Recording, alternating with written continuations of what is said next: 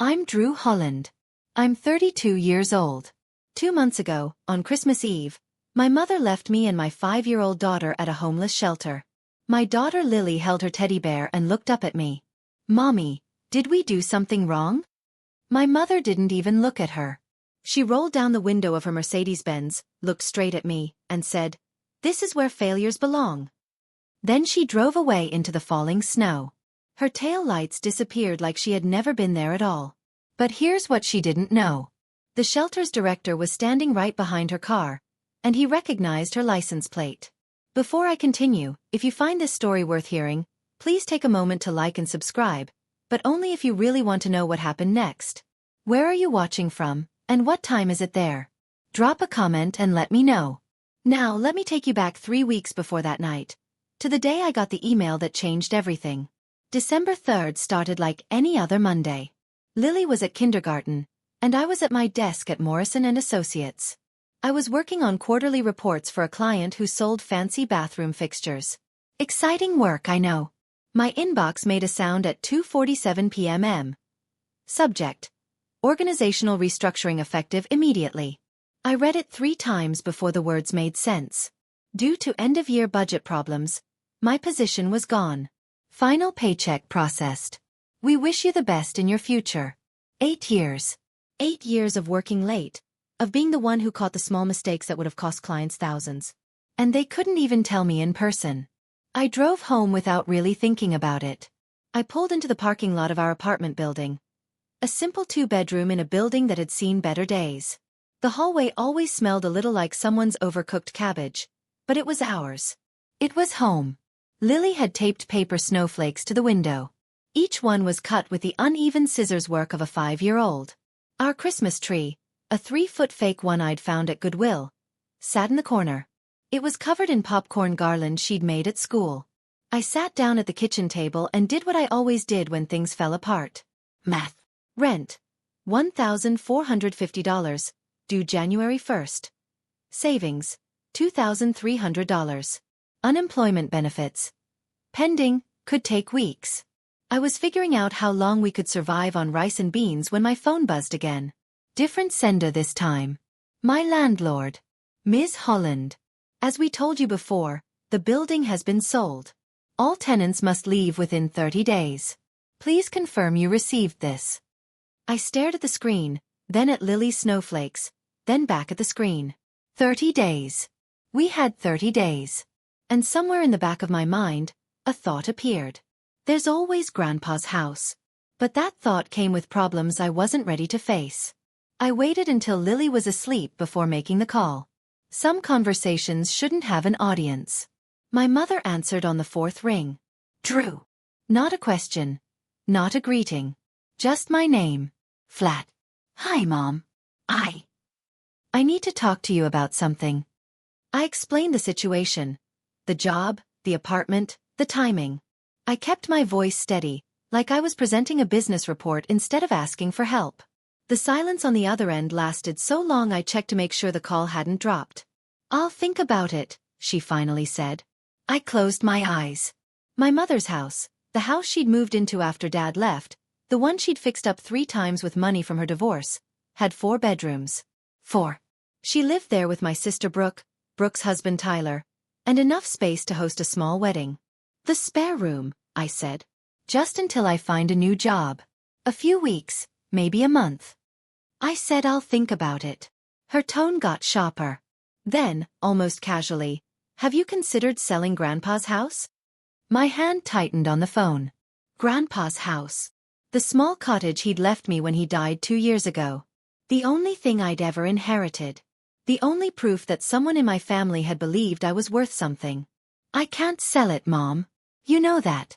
The will says I can't transfer ownership for 5 years without your written consent as the sole heir." The lawyer explained. "Your grandfather was sentimental." Her voice could have frozen glass. "You're being foolish. That house is just sitting there empty. It's not about. Come to the house tomorrow. We need to discuss options." She hung up before I could respond. Options. The way she said it made my stomach turn. My mother's house sat at the end of a cul-de-sac in Willowbrook Estates, where the lawns were professionally cared for and the HOA sent notes about mailbox colors. I pulled my 12-year-old Honda into the circular driveway, very aware of the oil stain it was probably leaving on the fancy pavers. Lily squeezed my hand as we walked to the door. "Mommy, why does Grandma's house smell like a store?" "It's just fancy candles, baby." Brooke opened the door. My younger sister, 28, blonde highlights, cashmere sweater that probably cost more than my monthly grocery budget, looked at me the way you'd look at a stain on white carpet. "Drew." She leaned down to Lily with a smile that didn't reach her eyes. "Oh, she's gotten so big. Come in, come in." The entrance alone was larger than my entire living room. A 10-foot Christmas tree filled the space. It was professionally decorated in silver and white with ornaments that matched the Pottery Barn catalog photo they'd been copied from. The air smelled of Joe Malone pine and eucalyptus, if I remembered correctly from the one time I'd wandered into their store and run from the price tags. Tyler sat in the living room, laptop open, jaw tight. My brother-in-law was the kind of man who introduced himself as CEO of a tech startup within 30 seconds of meeting anyone. He nodded at me without looking up, but I caught something in his expression, a flicker of interest. "Strange. Drew, darling." My mother came down the curved staircase in a silk-wrapped dress, champagne glass in hand. At 61, Patricia Holland looked like she'd made a deal with a very expensive skin doctor. "Sit. Let's talk." I sat on their $15,000 couch and felt like a stain they couldn't wait to remove. My mother didn't believe in small talk. She settled into the armchair across from me like a queen taking her throne and got straight to business. "You can stay here temporarily." She paused, letting the word temporarily hang in the air like a threat. "If you agree to transfer Grandpa's house to a family trust." I blinked. "What family trust?" Tyler looked up from his laptop for the first time. "It's simple, really. A legal structure that would allow the family to manage the property together. More efficient that way." Brooke leaned forward, her voice coated in fake sweetness. "Tyler's company needs collateral for a loan. The house is just sitting there, Drew. You're not even using it." I felt Lily shift beside me, confused by the tension she couldn't understand. I placed my hand on her knee. "It's okay, baby." And looked at my mother. "Grandpa left that house to me specifically. He wanted me to have it." "Your grandfather was sentimental about you." My mother's lip curled slightly. "He always had a soft spot for underdogs." The word hit like a slap. Underdogs. As if loving me was a character flaw. "The will has a protective clause," I said, keeping my voice level. "No transfer of ownership for 5 years without my explicit written consent." The estate lawyer explained it clearly. Grandpa added that rule specifically to prevent family from helping family. Brooke interrupted. "That's paranoid." I looked at my sister, really looked at her, and saw desperation under the Botox. Tyler's startup must be in worse shape than I'd thought. "I'm not signing anything." My mother set down her champagne glass with a sharp click. "Then I can't help you. Figure it out yourself." As I gathered Lily's coat, I heard Tyler whisper to Brooke behind us. "Give her a week. She'll come crawling back." I held Lily's hand tighter and walked out the door. The next 2 weeks blurred together in a haze of rejection emails and shrinking numbers. I applied to 43 accounting jobs. 2 called me back. Both said they'd keep my resume on file. Corporate speak for never contact us again. The problem with job hunting in December is that nobody hires before the holidays. Everyone's running on small teams, trying to close the books on the current year. "Check back in January," they all said, as if January rent would pay itself. My savings bled out. $2,300 became $1,800 after groceries. Then $1,400 after the electric bill. Then $1,100 after I tried to put down a deposit on a new apartment. Denied because I couldn't provide proof of employment. I called friends, people I'd known since college, coworkers who'd promised we'd stay in touch. Everyone had an excuse. "We're renovating." "My mother-in-law's visiting." "Our lease doesn't allow long-term guests." By December 20th, I had $400 left and no legal address after the 31st. The logical answer kept whispering in my ear. Grandpa's house. But the house was 40 miles outside the city in a rural area with no public transportation. I'd need a car to get Lily to school, to get myself to job interviews. And the place needed repairs. The roof leaked. The heating system was unreliable. And the nearest grocery store was a 20-minute drive. It wasn't a solution. It was a trap disguised as shelter. Christmas Eve arrived with freezing rain and one final desperate option. I swallowed what was left of my pride and called my mother. "Please," I said. "Just until I find a job. Lily doesn't understand why we have to leave our home." The silence lasted 3 heartbeats. "Fine," my mother said. "I'll pick you up at 6. I should have known better than to feel relieved. The Mercedes pulled up at exactly 6 o'clock. My mother was nothing if not on time. Lily bounced on her toes beside me, holding her teddy bear. "Is Grandma taking us to her house? Will there be hot chocolate?" "We'll see, sweetheart." I loaded our suitcase, one suitcase containing everything that mattered, into the trunk. The leather inside smelled of new car and my mother's Chanel No. 5. A vanity plate gleamed in the streetlight. Pang! We drove in silence through streets sparkling with Christmas lights. Lily pressed her nose to the window, counting inflatable Santas. I watched the route, and slowly a cold knot formed in my stomach. This wasn't the way to Willowbrook Estates. "Mom, where are we going?" She didn't answer. The car turned onto Harbor Street, past closed storefronts and a liquor store with bars on its windows. Finally, she pulled to a stop in front of a 3-story brick building. A hand-painted sign above the door read, "New Hope House, Emergency Shelter." "Mom." My voice came out strange. "What is this?" She pressed a button and the window slid down. Cold air rushed in. "This is where failures belong." She said it without turning around, without looking at Lily, without an ounce of hesitation. "Maybe a few nights here will teach you to make better decisions." "Grandma," Lily's voice was small. "Did we do something wrong?" My mother didn't answer. She was already motioning for us to get out. I don't remember opening the door. I don't remember pulling our suitcase from the trunk. I only remember standing on the sidewalk in the freezing rain, holding Lily's hand, watching the taillights disappear around the corner. And then a voice behind me. Calm and deep. "That license plate. I know that car." I turned. A man in a navy peacoat stood in the shelter's doorway, watching the street where my mother had vanished. The man stepped forward into the glow of the shelter's porch light. He was somewhere in his late 50s, with silver in his close-cropped hair, and the kind of face that suggested he'd seen enough hardship to recognize it in others. "I'm sorry," he said, his eyes moving from me to Lily. "That was difficult to witness. Please come inside. I'm Marcus Whitfield, the director here." The warmth of the building hit us like an embrace. It wasn't fancy. Worn linoleum floors, fluorescent lights, the faint smell of cleaning products and vegetable soup. But it was dry and it was safe, and right then that was enough. Marcus led us to a small office cluttered with files and children's drawings taped to the walls. He asked gentle questions, our names, how long we needed to stay, whether we had any immediate medical needs. I answered automatically, half my brain still frozen on that sidewalk. "This is where failures belong." "Drew." Marcus's voice pulled me back. "I need to ask you something, and I hope you'll forgive me if it seems forward. The woman who dropped you off, Patricia Holland. What is your relationship to her?" I swallowed hard. "She's my mother." Something shifted in his expression. He leaned back in his chair, fingers together. "Mrs. Holland is a board member of the Hope Harbor Foundation," he said slowly. "It's the non-profit that partially funds this shelter." He paused. "I'm the founding donor." I stared at him. "I don't understand. That Mercedes." He nodded toward the window, toward the street where she'd driven away. "I remember when it was purchased. $85,000 charged to the foundation's outreach budget."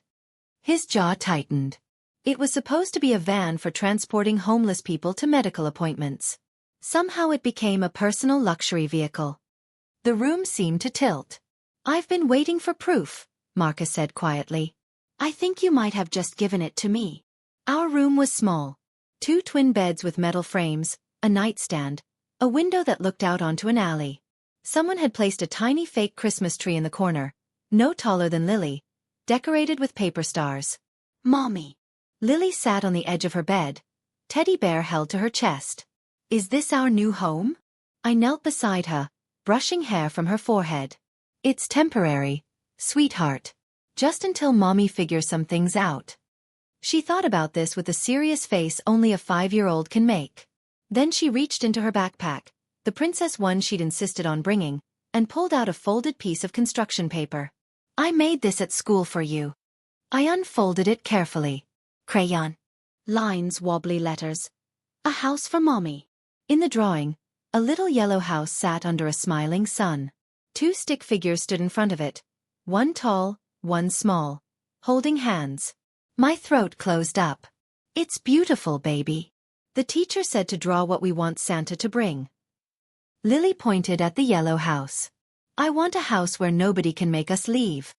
I pulled her into my arms so she wouldn't see my face, because I couldn't let her see me cry. I'd spent 2 weeks holding myself together with nothing but stubbornness and math. And now, sitting on a shelter bed on Christmas Eve, I finally broke. I cried silently, face buried in her hair, while Lily patted my back like I'd seen her pat her teddy bear when she pretended it was sad. When she finally fell asleep, I sat watching her breathe. And I made a promise, not out loud, but somewhere deep where promises live. I will never let anyone make you feel worthless. My phone buzzed. A text from Brooke. You brought this on yourself. Don't contact us again. I turned the phone face down and stared at the paper stars on the tiny tree until morning. Christmas morning in a homeless shelter is quieter than you'd expect. Volunteers came with donated presents for the children. Lily got a coloring book and a stuffed rabbit she immediately named Snowflake. She didn't ask about Grandma's house or hot chocolate. She didn't ask about anything at all. That was worse somehow. Around noon, while Lily colored beside me in the common room, I made the mistake of opening Instagram. Brooke's latest post filled my screen. A professionally staged photo in front of my mother's 10-foot Christmas tree. Patricia in cream cashmere, pearls at her throat. Brooke in a red velvet dress. Tyler's arm around her waist. All 3 beaming like a catalog for wealthy family Christmas. Caption: Grateful for family red heart Merry Christmas from the Hollands. I zoomed in, unable to stop myself. 6 stockings hung from the marble fireplace. Patricia. Brooke. Tyler. Baby 2026. Brooke was pregnant. And 2 more names I didn't recognize. Dogs maybe. None of them said Drew. None of them said Lily. The comments made it worse. Beautiful family sparkles, living the dream raising hands, #family goals. And then from the verified Hope Harbor Foundation account, Happy holidays to our dedicated board member Patricia Holland. Your generosity inspires us all. Blue heart, I laughed. An ugly sound that made Lily look up from her coloring.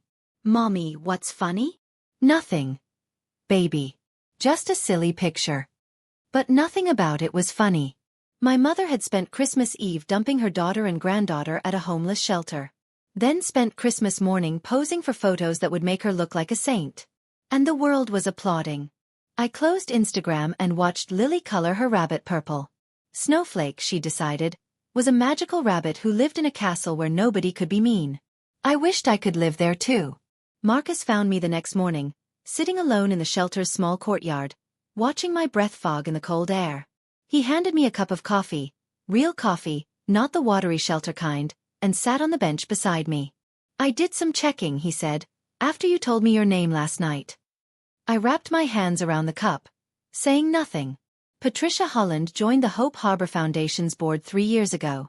Donated $50,000 to get the position. That's the standard buy-in for wealthy donors who want a seat at the table. He paused. Since then there have been problems. The car, that's the most obvious one. But there are others. Expense reports that don't add up. A consulting fee paid to a company that seems to exist only on paper. He reached into his coat and pulled out a folded sheet of paper. An email from our board secretary Sandra Davis, sent to me 6 months ago. I didn't act on it then because I didn't have proof. He handed it to me. I read it twice, my pulse quickening. Mr. Whitfield, I'm concerned about the vehicle purchase approved last quarter. Per the invoice, it should be a Ford Transit for outreach, but the registration I processed yesterday is for a Mercedes-Benz E-Class, and it's registered to Mrs. Holland personally, not the foundation. Why didn't you do something? I tried. Requested an audit at the next board meeting. 3 other members, all personal friends of your mother, shut it down. Said I was being paranoid. That Patricia Holland was a pillar of the community. His voice hardened. But according to our bylaws, as founding donor, I have the right to demand an independent audit if I can present evidence of financial wrongdoing. He looked at me directly. You saw her drop you here. You can testify to her character. And I have this email. What are you asking me to do? I'm asking if you want to help me stop her. Before I could answer Marcus, my phone rang. Unknown number. But the area code was local. Miss Holland, this is Jennifer Rowe from the law offices of Baxter and Associates. I'm calling on behalf of the Holland Family Trust. I stepped away from Marcus, heart hammering. I don't know anything about a Holland Family Trust. I see. Well, you'll be receiving certified mail shortly, but I wanted to give you a courtesy call. Her voice was crisp, professional, completely cold. The trust is requesting that you sign over the property at 742 Maple Lane, your grandfather's former residence, to make family estate consolidation easier. If you agree within 14 days, the trust is prepared to offer you a one-time payment of $10,000. $10,000 for a house worth $380,000. And if I don't sign? A pause. The trust will be forced to explore other legal options. Property disputes can take a long time, cost a lot of money, and be very stressful for all parties involved, especially those with limited resources. The threat hung in the air like smoke. I'm not signing anything. That's your choice, of course. But Ms. Holland. Her tone softened into something almost pitying.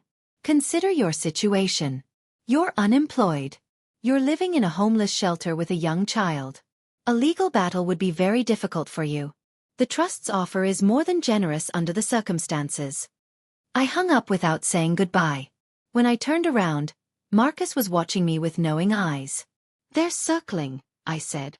My mother, my sister. They want my grandfather's house so Tyler can use it as collateral for a loan. They offered me $10,000 for a property worth almost $400,000. They think I'm desperate enough to take it. Marcus was quiet for a moment. Then, are you? I thought of Lily's drawing. A house where nobody can make us leave. No, I said. I'm angry enough to fight. 2 days later, my sister called. I almost didn't answer, but some part of me, the part that still remembered sharing a bedroom, borrowing each other's clothes, staying up late whispering secrets, made me swipe. Drew. Brooke's voice was softer than I expected. Tired. Can we talk? Like actually talk? I'm listening. Mom's approach was wrong. I know that. Dropping you at that shelter. She let out a breath. That was too far. I waited. But Drew, you have to understand. Tyler's company is. Things are bad. Really bad. He owes $500,000. Investors pulled out. The bank rejected our loan application. Her voice cracked.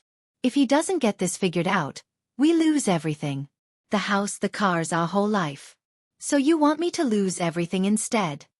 It's not like that. She was crying now, or close to it. The house is just sitting there, Drew. You're not even living in it. We need collateral. One signature and Tyler can get the loan. You'd get it back eventually. Would I? Silence. Brooke. I kept my voice steady, though my hands were shaking. You and Mom want me to risk my daughter's only inheritance, the only thing I have to give her, to save your husband's failed business. A business he ran into the ground with his own decisions. That's not fair. None of this is fair. I heard her take a breath, and when she spoke again, the softness was gone. Mom said if you don't sign, she'll make sure everyone knows what kind of mother you are, living in a homeless shelter with your child. CPS might be interested in that. The line went dead. I stared at the phone in my hand, and for the first time since this nightmare began, I felt something other than fear or desperation. I felt clarity. Brooke's threat wasn't empty. 2 days later, I found out exactly what other legal options meant. Marcus called me into his office, his face serious. You received something today. I wanted you to see it with me present. It was a printout of an email forwarded from the shelter's administrative account. A concerned citizen had filed a report with Child Protective Services claiming that a woman named Drew Holland was putting her minor child in unsafe and unstable living conditions by living in a homeless shelter.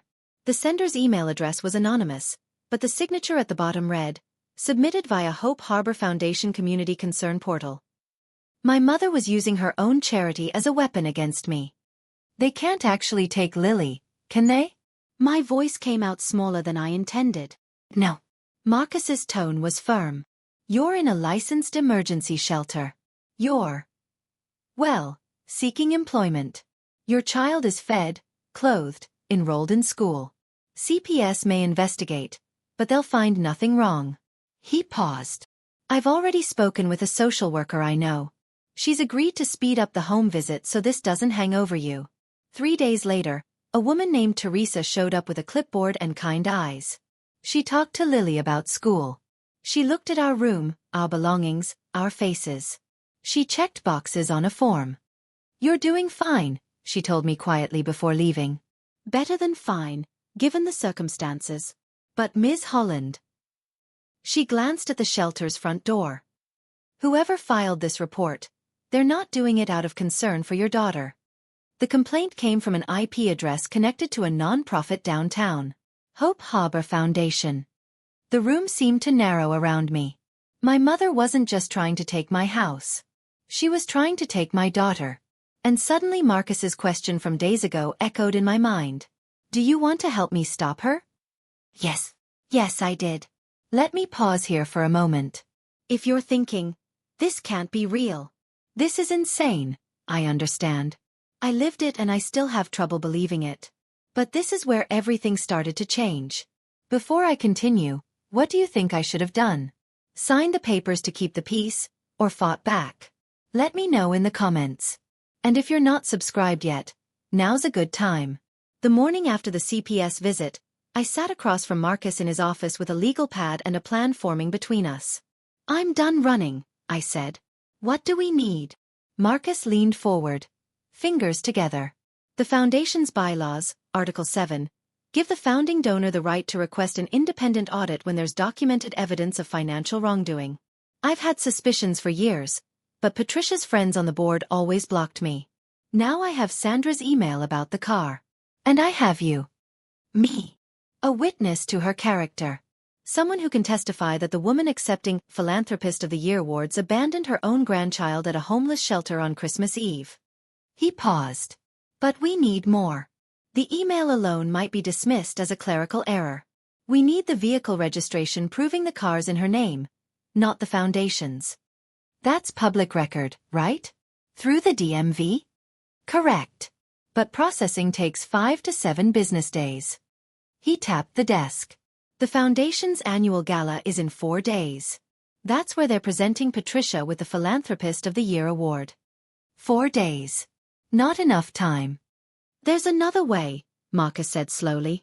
Sandra Davis, the board secretary who sent me that original email. She still has access to Foundation records, including the internal documentation for the Mercedes purchase. Would she help? She's been looking for a reason to. Patricia treats her like a servant. I've seen it at board meetings. The question is whether she's willing to risk her job. I thought of Lily, asleep in our tiny room with her paper star tree. I thought of my mother's voice. This is where failures belong. Call her, I said. Let's find out. Marcus picked up the phone. Sandra Davis agreed to meet us at a coffee shop 3 blocks from the Foundation office. She was younger than I expected, mid-40s, with nervous hands that kept rearranging her silverware.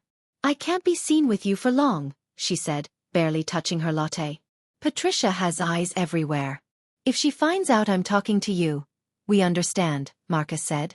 We just need to know if you can access the original purchase documentation for the Mercedes. Sandra nodded jerkily. I have it.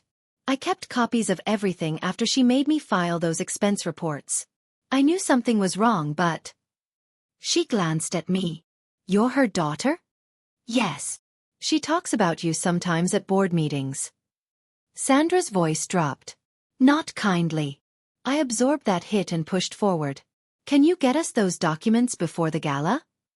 That's the problem. Sandra's hands tightened around her cup. Patricia knows someone's been asking questions. She called an emergency board meeting yesterday. They're reorganizing the financial records, which means destroying anything incriminating. Marcus's jaw tightened. She's covering her tracks. There's more. Sandra pulled out her phone, showed us a screen. She filed paperwork yesterday to transfer the Mercedes into the foundation's name. Backdated to October. My stomach dropped. Can she do that? The registration office will process it eventually. But... Sandra looked at Marcus. The email I sent you 6 months ago, the one documenting the original purchase, that timestamp can't be faked.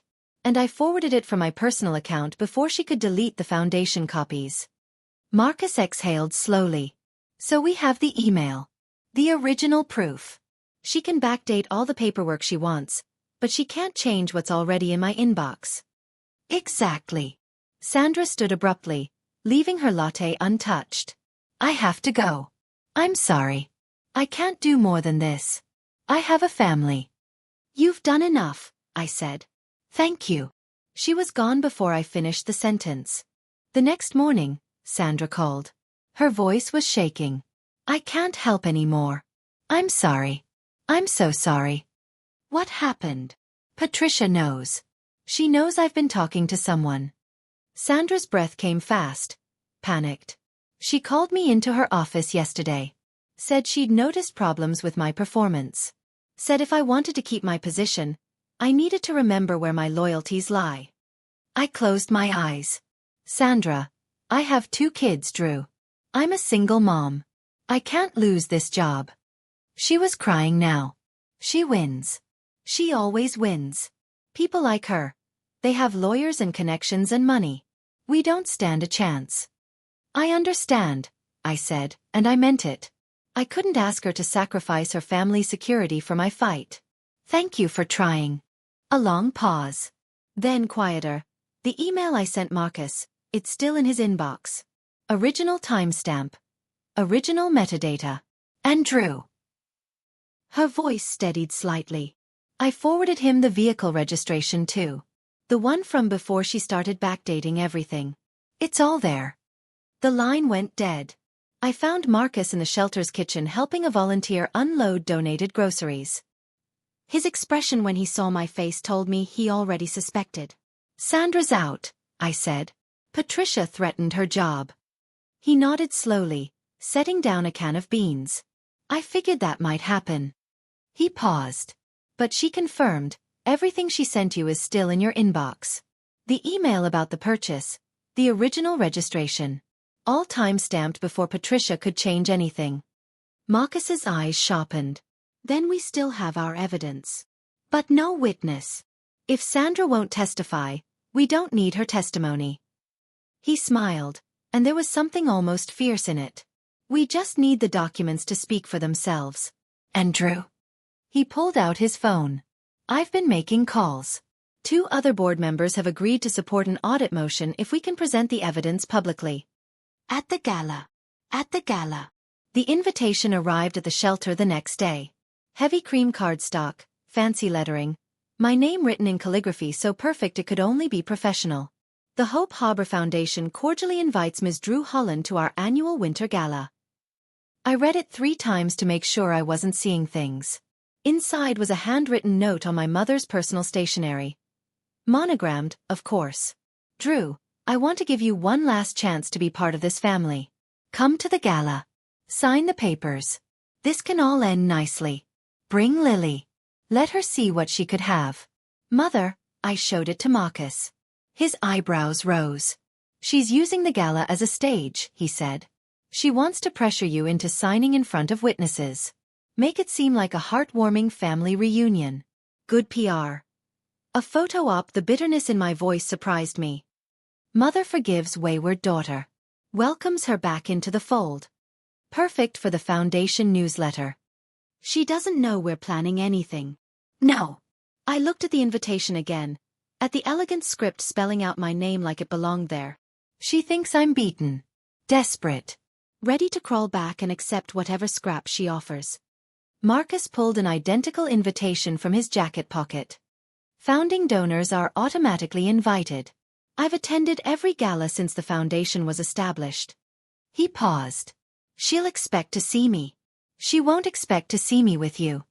I thought of my mother on that stage accepting her award, basking in applause. I thought of her face when the truth came out. She wants a show, I said slowly. Let's give her one. Marcus nodded. The gala is in 2 days. We should prepare. We spent the next 48 hours building our case like accountants preparing for the world's most important audit. Marcus contacted the 2 board members who'd agreed to support us. Richard Okonkwo, a retired judge who'd grown suspicious of Patricia's influence, and Eleanor Whitmore, an elderly widow whose family had donated to the foundation for 3 generations. Both had concerns they'd never felt empowered to voice. If you present evidence of misappropriation publicly, Richard told Marcus over speakerphone, Eleanor and I will second the motion for an audit. But it has to be rock solid. Patricia has too many allies on that board for anything less. I spent hours organizing our evidence. Sandra's email documenting the Mercedes purchase under Patricia's personal name, the original vehicle registration time-stamped before any backdating, highlighted excerpts from the foundation's bylaws. Specifically Article 7 giving founding donors the right to request audits, a timeline of events from the car purchase to my mother's attempts to pressure me the night before the gala. Lily watched me lay out the only dress I owned, a simple navy dress I'd packed in our suitcase, wrinkled but clean. Mommy, are we going to see Grandma? I knelt beside her, smoothing her hair. Yes, baby. We're going to a party. Will Grandma be nice this time? The question broke something in me. My 5-year-old had learned to expect unkindness from her grandmother. That wasn't normal. That wasn't okay. I don't know, I said honestly. But whatever happens, I need you to know something. Grandma's behavior isn't your fault. It was never your fault. And Mommy is going to make sure nobody treats us that way again. Lily thought about this with her serious eyes. Then she nodded and handed me her teddy bear. For good luck, she said. I held it like armor. I couldn't sleep. Lily had drifted off hours ago, one hand curled around Snowflake the magical rabbit, breathing softly in the shelter bed beside mine. The paper star Christmas tree cast tiny shadows on the wall, and I lay awake staring at the ceiling, questioning everything. Am I doing the right thing? My mother was difficult, cold, manipulative, but she was still my mother. The woman who taught me to ride a bike, who'd made my Halloween costumes when I was small, who'd cried at my high school graduation. Before Dad left. Before she became whoever she was now. Was I really about to embarrass her in front of everyone she knew? Then I remembered, this is where failures belong. The way she'd said it. Not angry. Not emotional. Just matter of fact. Like she was stating an obvious truth. Like I wasn't her daughter, but a problem to be thrown away. And Lily's face. Her small voice. Grandma, did we do something wrong? No. No, we didn't. Something shifted inside me. The doubt went away, replaced by something steadier. I wasn't doing this for revenge. I wasn't doing this to hurt my mother. I was doing this because Lily needed to see that people who treat you badly face consequences. That you don't have to accept cruelty just because it comes from family. That standing up for yourself isn't selfish. It's survival. My mother had spent years teaching me I wasn't good enough. That I was the failure, the black sheep, the daughter who disappointed. And I'd believed her. I'd spent my whole life trying to prove her wrong. But I didn't need her approval anymore. I didn't need anyone's approval. I just needed to tell the truth and let the documents speak. I closed my eyes and finally slept. The morning of the gala, my phone lit up with a series of texts from Brooke. I know you're coming tonight. Don't make a scene. Just sign the papers, take the money, and disappear. It's better for everyone, including Lily. I read them while eating breakfast with Lily in the shelter's dining hall. Instant oatmeal with brown sugar. Her favorite. I didn't respond. Another text arrived. Mom is getting the Philanthropist of the Year award tonight. Don't ruin this for her. She's worked hard for it. I almost laughed. My mother had worked hard, by buying her way onto a board and stealing funds meant for homeless people. But in Brooke's world, that counted as achievement. Then came a final message, and this one made me pause. Tyler filed for divorce yesterday. He says if we can't get the loan, there's no point staying together. He's taking everything he can. I'm losing my home, Drew. My marriage. Everything. If you sign the house over, I might be able to save something. Please. We're sisters. I stared at the screen for a long time. Part of me, the part that remembered Brooke at 7, following me around the house, wanting to do everything I did, felt a pang of something like sympathy. She was losing her husband, her security, everything she'd built her identity around. But then I remembered her voice on the phone. Maybe CPS would be interested in that. She'd threatened to take my daughter. You chose your side, I texted back. And it wasn't mine. I blocked her number and turned off my phone. Lily looked up from her oatmeal. Mommy, why do you look mad? I'm not mad, sweetheart. I smiled and touched her cheek. I'm ready. The Riverside Country Club glowed like a snow globe as our taxi pulled into the circular drive.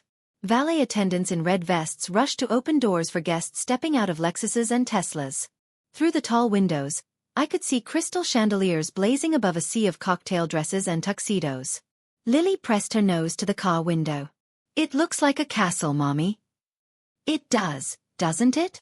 I'd done my best with what we had. My navy dress was wrinkled at the hem, but clean. Lily wore a pink dress we'd found at the shelter's donation corner. Slightly too big, but she'd twirled in front of the mirror for 10 minutes, delighted. My only jewelry was my grandmother's simple pearl earrings, which I'd refused to sell even at my most desperate. We didn't belong here. That much was obvious from the moment we stepped out of the taxi instead of a town car. But then Marcus appeared at the entrance, sharp in a charcoal suit, and extended his hand to help me up the stairs. You look ready, he said quietly. I don't know if I'll ever be ready for this. That's the secret, he smiled slightly. No one ever is. The ballroom took my breath away despite myself. White linen tablecloths. Roses in crystal vases. A string quartet playing something elegant in the corner. Above the main stage hung a banner, Hope Harbor Foundation Annual Gala, celebrating our champions. And there, in the center of that banner, was a photograph of my mother. I spotted her across the room, red sequin gown, hair professionally styled, laughing with a circle of admirers like a queen holding court. She saw me at the same moment. Her smile flickered, just for an instant. Then it returned, brighter than before, and she began moving toward us through the crowd. The game had begun. My mother intercepted us near the silent auction tables where guests were bidding on spa packages and vineyard weekends. Drew, you came. She air-kissed my cheek without making contact, then looked down at Lily with an expression I couldn't read. And you brought her. How sweet. You invited us, I said evenly. I did. She squeezed my arm hard enough to hurt. We'll talk soon. She glided away to greet another donor. The ceremony began an hour later. Guests found their seats. The lights dimmed. A video played on the big screen, footage of Hope Harbor's work mixed with testimonials from people the foundation had helped. Then the executive director took the stage. And now, the moment we've all been waiting for. Our Philanthropist of the Year award goes to someone who represents everything Hope Harbor stands for. Her generosity. Her dedication. Her tireless work for the less fortunate. I watched my mother's face as the praise washed over her. She looked humble, grateful, perfect. Please welcome to the stage Patricia Holland. The applause was thunderous. My mother rose from her table like a butterfly emerging from a cocoon, walking toward the podium in her red sequins, accepting the crystal trophy with practiced grace. Thank you, she said into the microphone, voice shaking with rehearsed emotion. Family is everything to me. I'm so blessed to have my daughters here tonight. Both of them. She looked directly at me. I believe in second chances. I believe that even those who have lost their way can find their path back. That's what Hope Harbor is all about. The crowd applauded again. Several people turned to look at me with sympathetic smiles. The prodigal daughter welcomed home. I kept my face neutral. Marcus, seated 2 tables away, caught my eye and nodded almost invisibly. Not yet, the gesture said. Let her have her moment. The ceremony ended. Dessert was served. And my mother made her move. She approached our table with Tyler and Brooke flanking her, a united front, designer outfits gleaming under the chandeliers. Brooke's eyes were red-rimmed. She'd clearly been crying. Tyler's jaw was tight with barely hidden frustration. Drew, darling. My mother's voice was loud enough to carry to neighboring tables. Could we talk privately? Just family. Say what you need to say. Her smile tightened. Very well. She reached into her clutch and pulled out a document. I have the transfer papers right here. Sign them, and this all ends tonight. I'll write you a check for $20,000. Enough to get back on your feet. Start fresh somewhere. 20,000. I kept my voice level. For a house worth nearly $400,000. It's a generous offer considering your circumstances. She glanced pointedly around the room. You're unemployed. Living in a shelter. Surely you want better for your daughter. Heads were turning now. Conversations stopped. I could feel the weight of dozens of eyes. Mom is right. Brooke's voice cracked.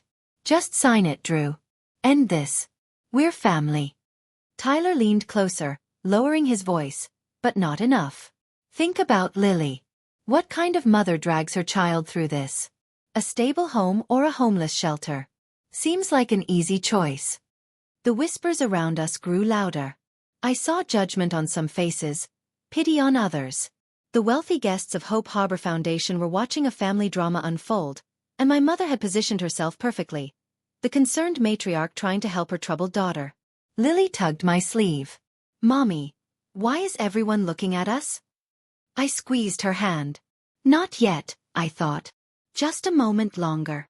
And then, across the room, I saw Marcus rising from his seat. This was the moment I wanted to run. Everyone was staring. My daughter was confused. My mother was smiling like she'd already won. But sometimes the moment when you feel most defeated is exactly when everything is about to change. If you want to know what happened next, make sure you're subscribed and the notification bell is on, because what Marcus said next. Nobody in that room saw it coming. Marcus walked toward us slowly, deliberately, his polished shoes clicking against the ballroom floor. The string quartet had stopped playing. Conversations died mid-sentence. Excuse me. His voice carried without effort, the voice of a man used to boardrooms. Before we continue, I believe there's a matter that requires the board's immediate attention. My mother's smile didn't waver, but her eyes sharpened. Marcus, this is hardly the time for foundation business. On the contrary, Patricia. He stopped beside me, facing her. I think this is exactly the time. He reached into his jacket and pulled out a folded document. As founding donor of the Hope Harbor Foundation, Article 7 of our bylaws gives me the right to request an independent audit when there is documented evidence of financial problems. He paused, letting the words settle over the silent room. I am using that right tonight. The whispers erupted. Guests exchanged glances. At the head table, I saw Richard Okonkwo and Eleanor Whitmore lean forward with sharp attention. This is ridiculous. My mother's voice rose. What problems are you referring to? Marcus unfolded the paper.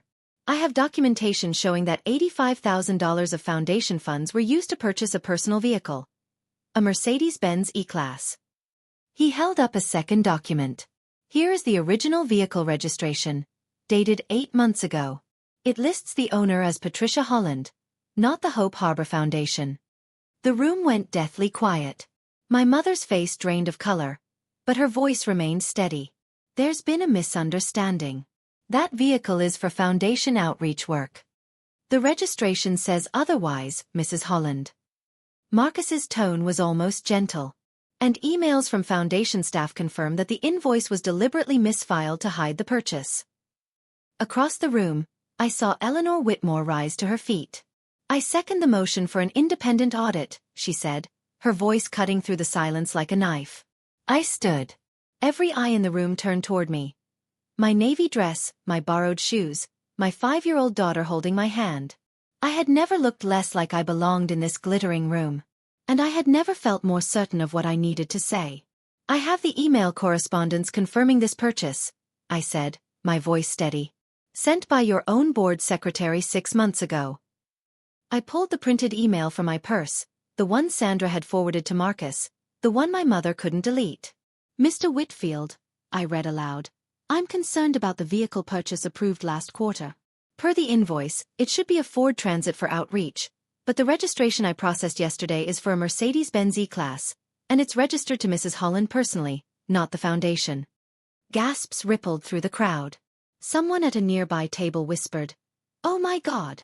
Patricia!" My mother's composure finally cracked. "Drew." Her voice shook. "How could you do this to your own mother?" "I'm not doing anything to you, Mom." I folded the email carefully. "I'm just reading what your own staff documented." Tyler started edging toward the exit, but a voice stopped him cold. "Aren't you Tyler Mercer?" An older gentleman at the next table was staring at him. "The one whose company filed for bankruptcy last month? I saw it in the journal." Tyler froze. Brooke let out a small strangled sound. Richard Okonkwo stood. "As a member of this board, I second Mrs. Whitmore's motion. We need a full independent audit immediately." "Third," called another voice from the back. My mother stood alone now, Tyler and Brooke having retreated, the Crystal Philanthropist trophy still clutched in her manicured hand. The guests who'd applauded her 10 minutes ago were now whispering behind their hands, their expressions ranging from shock to disgust. The documents had spoken. I wasn't finished. "There's one more thing the board should know," I said, and my voice didn't waver, "about why Mrs. Holland is so interested in charitable giving lately." The room, already silent, seemed to hold its breath. My grandfather, Patricia's father, passed away 2 years ago. He left me his house in his will. A small cottage. Nothing fancy. Worth about $380,000. He included a clause specifically stating that the property couldn't be transferred for 5 years without my explicit written consent. I paused, letting that sink in. For the past month, my mother has been trying to force me to sign that house over to her. Not for charity. Not for the foundation. For her son-in-law's failing business. I glanced at Tyler, who was trying to disappear into the wallpaper. She offered me $10,000.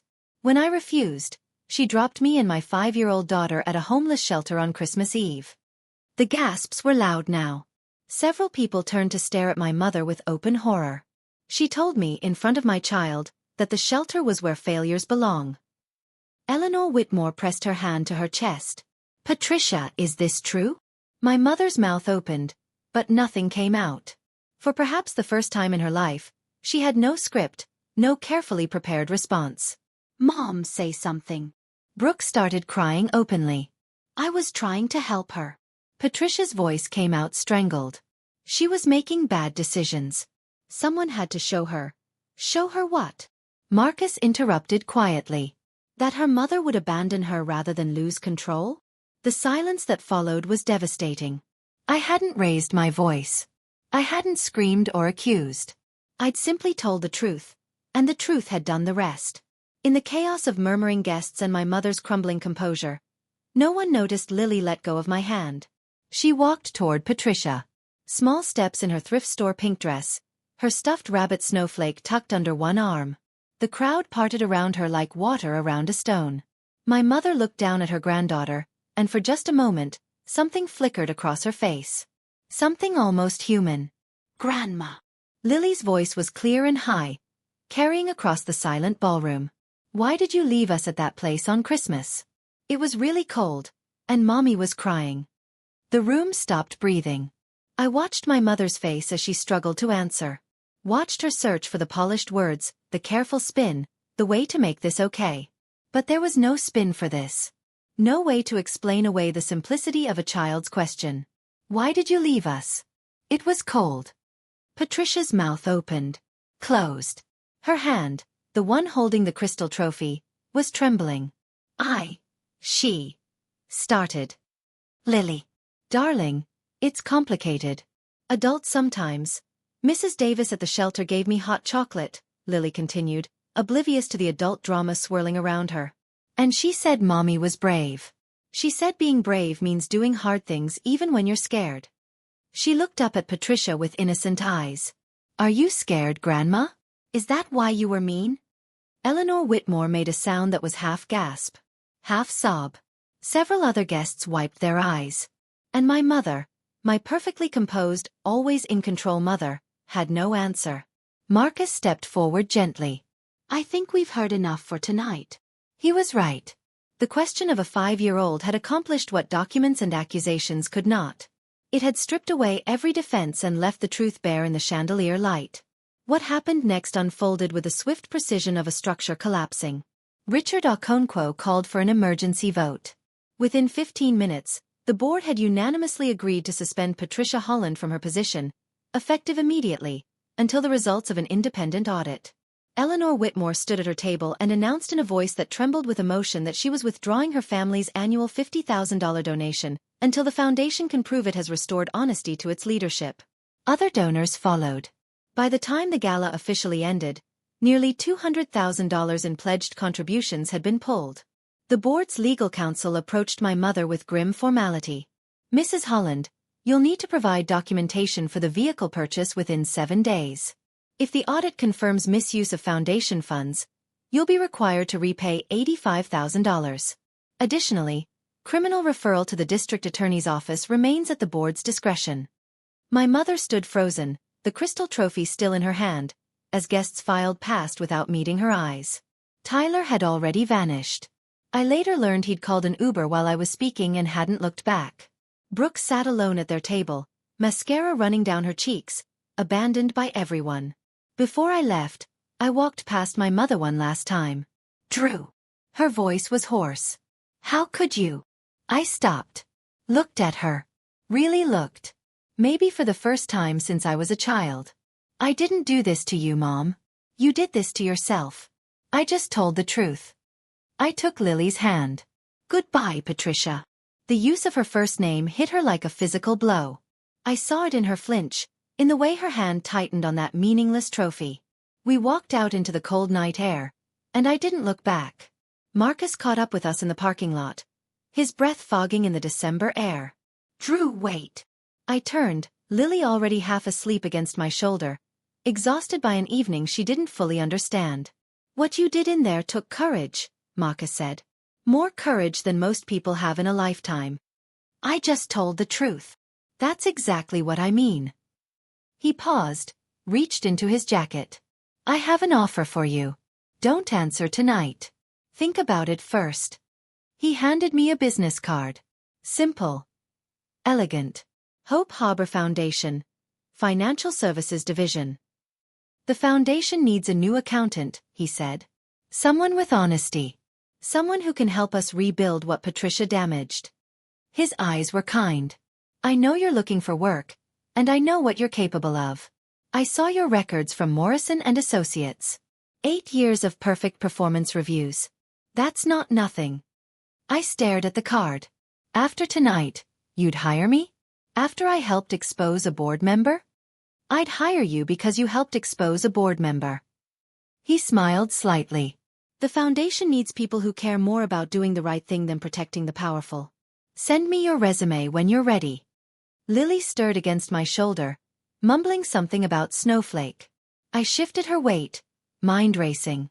"There's one more thing," Marcus said. "Your grandfather's house. You mentioned it needs repairs. The roof leaks. Heating's unreliable. I can't live there with Lily until it's fixed. The foundation has a transitional housing rehabilitation program. Grants for exactly this kind of situation. Helping people make properties livable. You'd keep ownership. We'd provide the funds and contractors." He paused. "Your grandfather would have appreciated the irony. I think he was a generous man." I stared at him. "You knew my grandfather?" "Edward Holland gave me my first loan 30 years ago when I had nothing." Marcus's smile turned wistful. "I've been waiting for a chance to repay that kindness. I think he'd be proud of how you handled tonight." January brought changes I hadn't dared imagine. Grandpa's house stood at the end of a quiet road lined with bare oak trees, their branches reaching toward the winter sky like hopeful hands. The roof had been repaired. The heating worked. Fresh paint covered the walls in colors Lily had chosen herself. Yellow for the kitchen, pale blue for her bedroom, soft green for mine. I stood on the porch, morning coffee warming my hands, and watched Lily chase a squirrel across the frosted lawn. She was laughing, that full-body unself-conscious laugh that children lose too soon. My first day at Hope Harbor Foundation had been the previous Monday. The audit had confirmed everything. Patricia was ordered to repay $87,342 to the foundation within 60 days or face criminal charges. Last I heard, she'd put the Willowbrook house on the market. Brooke was living with friends. Tyler had vanished to California. Divorce papers filed remotely. I hadn't spoken to either of them since the gala. I wasn't sure I ever would. The house was smaller than my mother's mansion. 3 bedrooms, 1 bathroom, a kitchen that still smelled faintly of the rosemary Grandpa used to grow on the windowsill. But every inch of it was ours. No one could take it from us. No one could threaten us with its loss. Lily ran back to the porch, cheeks red from the cold. "Mommy, can we plant tomatoes in the spring like Great-Grandpa did?" I pulled her into a hug. "We can plant whatever you want, baby." "And can Snowflake have her own garden? A magic rabbit garden?" "Absolutely." She grinned and ran inside to find her stuffed rabbit, already planning their agricultural empire. I looked out at the bare trees, the quiet road, the sky beginning to lighten with the promise of a new day. For the first time in months, I felt like I could breathe. The text came on a Tuesday evening, 3 weeks after I'd started my new job. I was making dinner, spaghetti with the sauce recipe Grandpa had taught me years ago, when my phone buzzed with an unknown number. But I recognized the area code. Brooke had gotten a new phone. "Drew, it's me. I know you probably don't want to hear from me." I set down the wooden spoon and stared at the screen. Tyler left. He took everything. The accounts, the car, even the furniture. I had to move in with Amanda from college. Mom won't talk to me. She blames me for introducing her to Tyler, for bringing him into the family. She says I ruined everything. I waited. The 3 dots appeared, disappeared, appeared again. I'm sorry for what I said. For threatening to call CPS. For all of it. I was scared and desperate, and I took it out on you. You didn't deserve that. Can we meet? I know I have no right to ask, but you're the only family I have left. I read the messages 3 times, standing in Grandpa's kitchen with sauce simmering on the stove and Lily's drawings covering the refrigerator. Part of me, the part that remembered Brooke at 7, the part that had believed we'd always be sisters, wanted to say yes. To forgive. To rebuild. But the rest of me remembered Christmas Eve. The shelter. The CPS threat. The years of being made to feel like less. I typed my response slowly, choosing each word with care. I'm not ready, Brooke. Maybe someday, but not now. I need time to heal from what happened, and I can't do that while pretending everything is okay. I hope you find your footing. I really do. But I have to protect myself and Lily first. Take care of yourself. I pressed send and turned back to the sauce. Forgiveness, I was learning, wasn't a debt I owed anyone. It was a gift I'd give when I was ready. And I wasn't ready yet. Spring arrived slowly, the way it does in places where winter has dug in deep. First the crocuses, then the daffodils, then the tentative green fuzz on the oak trees. Lily and I planted tomatoes on a Saturday morning, our hands black with soil, seeds lined up in careful rows the way Grandpa had shown me decades ago. Mommy. Lily patted earth around a seedling. Why doesn't Grandma come visit us? I sat back on my heels, brushing dirt from my jeans. I'd known this question would come eventually. Sometimes, I said carefully, people we love make choices that hurt us. And when that happens, it's okay to love them from far away. To keep ourselves safe while we wait to see if they change. Lily thought about this, her 5-year-old face serious. Is Grandma sad? I don't know, sweetheart. Maybe. I think she is. Lily nodded with the certainty of childhood. People are mean when they're scared. Mrs. Davis said so. I smiled despite myself. Mrs. Davis, the shelter volunteer who'd given Lily hot chocolate on Christmas Eve, had apparently made quite an impression. Mrs. Davis sounds very wise. She is. Lily went back to her seedlings, then looked up again. Mommy, I'm glad we live here now. Even if Grandma doesn't visit. I pulled her close, this small fierce person I'd made, and breathed in the scent of fresh earth and strawberry shampoo. Me too, baby. Me too. Later that night, after Lily was asleep, I sat on the porch with a cup of tea and watched fireflies blink in the garden. My mother had called me a failure, but here I was, employed, housed, healing, raising a daughter who understood that kindness mattered and boundaries were sacred. If that was failure, I'd take it. The documents had told the truth that night at the gala, but the real truth was quieter, simpler. I had never needed my mother's approval to know my worth. I had only needed to believe it myself. And finally, watching the fireflies dance in my grandfather's garden, I did. Thank you for staying until the end of my story. If you've ever had someone in your family make you feel like you weren't enough, I want you to know you're not alone, and your worth was never theirs to decide. If this story touched you, leave a heart in the comments. Subscribe if you want more stories like this. There are more in the description. And remember, boundaries aren't walls. They're bridges to the people who truly deserve your trust. Take care of yourselves. I'll see you next time.